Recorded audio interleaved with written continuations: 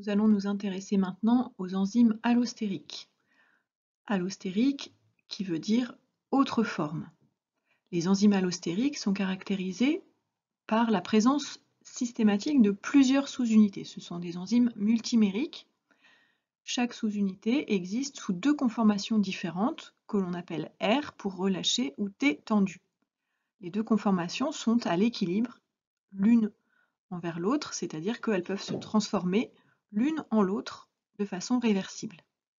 La conformation appelée R est celle qui est la plus efficace. Elle a donc un Vmax qui est plus important que la forme T et un Km qui est plus bas que celui de la forme T. Parfois, il n'y a qu'un seul des deux paramètres qui est modifié. L'équilibre entre R et T peut être modifié de deux façons, soit par la fixation du substrat lui-même sur l'une des sous-unités, c'est ce qu'on appelle un effet homotrope, la fixation d'un substrat sur l'une des sous-unités, entraînant le changement de conformation des autres sous-unités.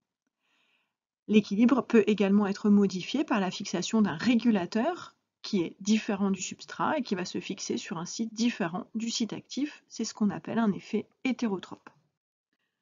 Toutes ces conditions sont indispensables à la caractérisation d'un enzyme allostérique. Lorsque le substrat va se fixer sur l'enzyme allostérique et entraîner son changement de forme, on va appeler ça un effet coopératif.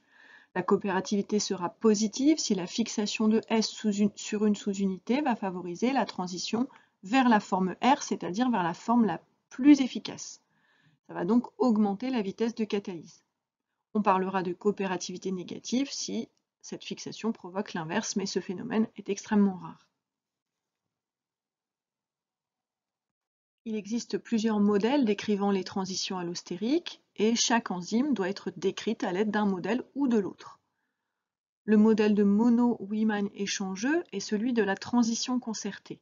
Dans ce modèle, toutes les sous-unités de l'enzyme changent de forme en même temps. C'est-à-dire qu'on va avoir, pour un enzyme tétramérique par exemple, 4 sous-unités qui sont soit toutes les 4 sous forme R, soit toutes les 4 sous forme T, quelle que soit la quantité de ligands fixés sur ces sous-unités. Dans le modèle de la transition séquentielle, au contraire, les sous-unités peuvent changer de forme les unes après les autres et on peut donc avoir des enzymes qui sont constituées d'une combinaison de forme R et de forme T. Cette coopérativité positive va entraîner une cinétique qui va avoir pour conséquence une courbe de vitesse de forme sigmoïde. Cela veut dire que pour de faibles concentrations en substrat, la vitesse ne va pas être très élevée, et puis lorsqu'on va s'approcher d'une concentration en substrat qu'on va appeler le K0,5, eh bien, on aura un saut important, c'est-à-dire une augmentation très importante de la vitesse pour finalement atteindre un plateau.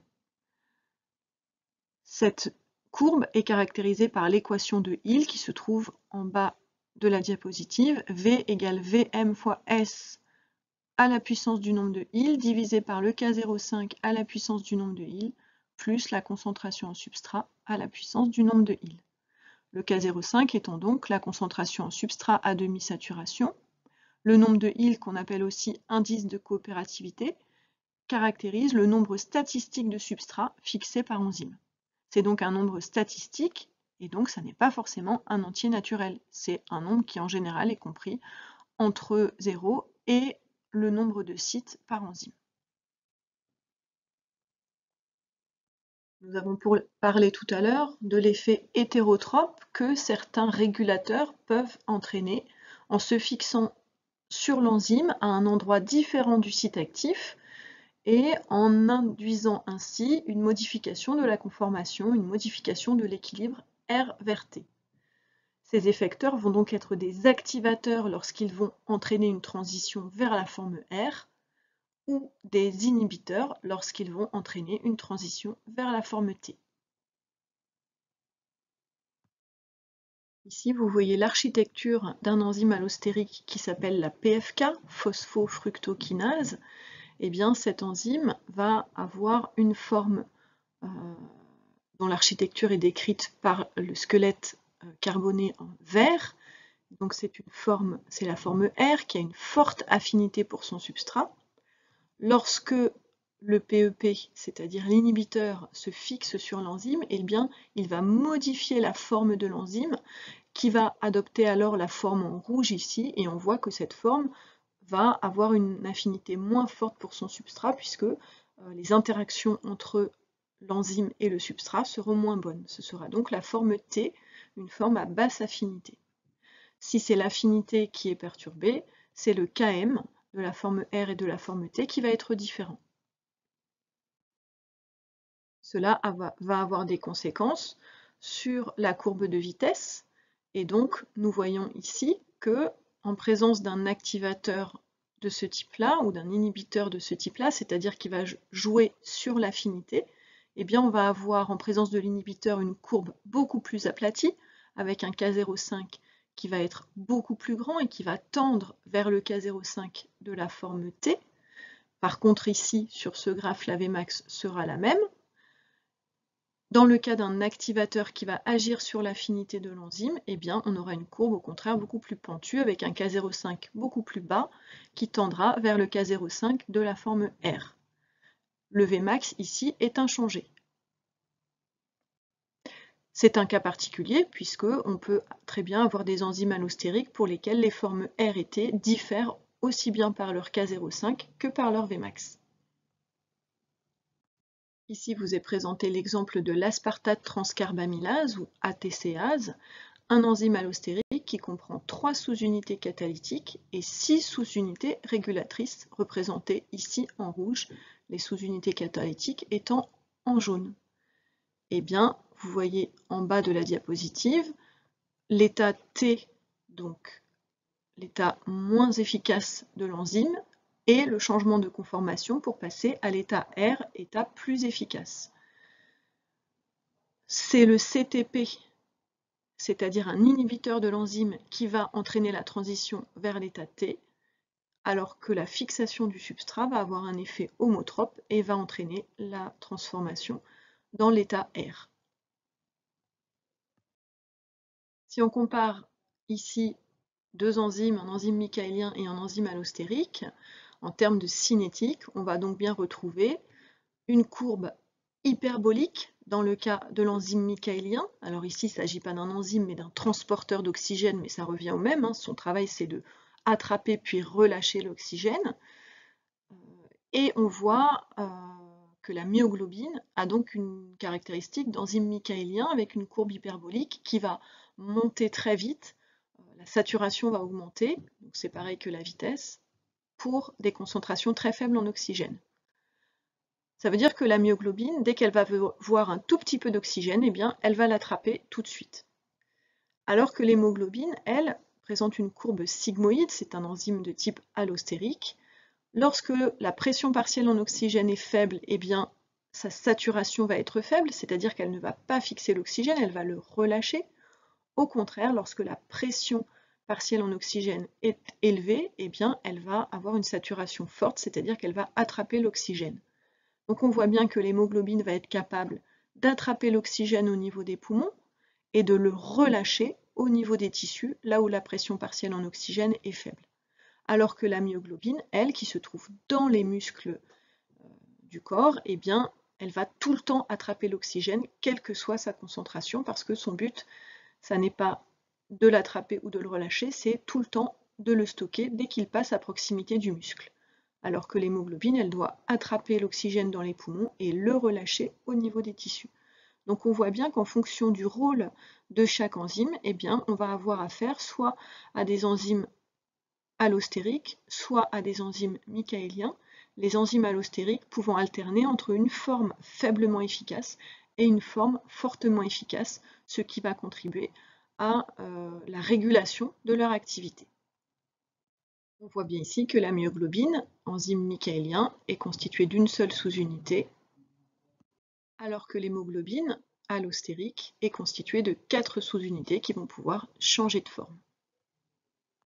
Au cours du développement, le corps va produire différents types d'hémoglobine qui vont avoir des affinités différentes et des courbes de cinétique différentes, ce qui permettra par exemple à l'hémoglobine du fœtus d'être plus efficace, d'avoir plus d'affinité pour l'oxygène que l'hémoglobine maternelle, permettant ainsi les transferts d'oxygène du placenta vers le sang fœtal pendant la grossesse.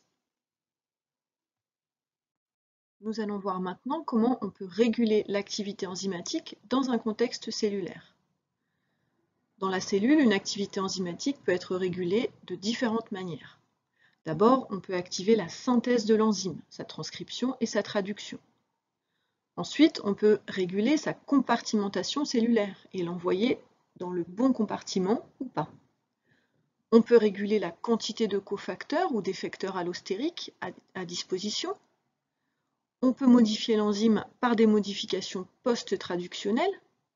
Et enfin, on peut envoyer l'enzyme vers le protéasome afin qu'elle soit dégradée.